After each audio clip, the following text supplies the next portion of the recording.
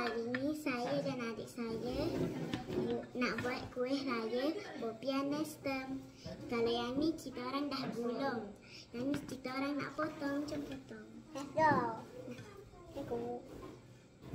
Macam ni cara gunting dia? Kena sengit tau.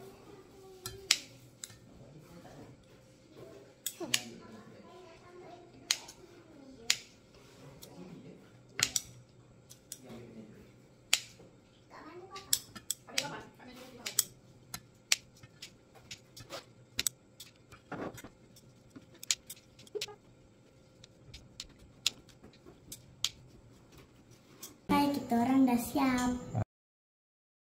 Sekarang kita nak goreng.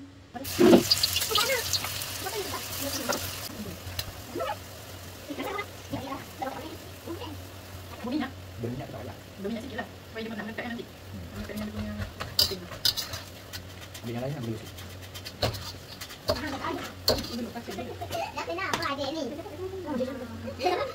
Okey, sekarang kita nak buat salutan dia guna Nestem dan Horlick.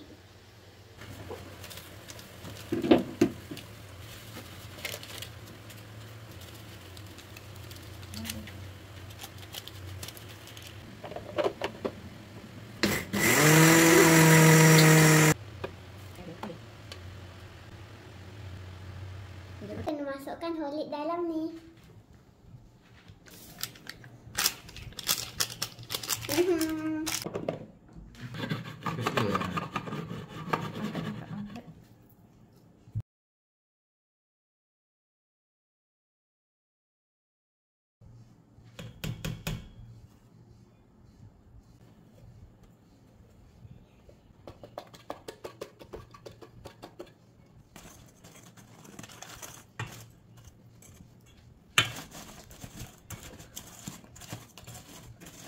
Popiah Nestem kita dah siap. Jom kita makan.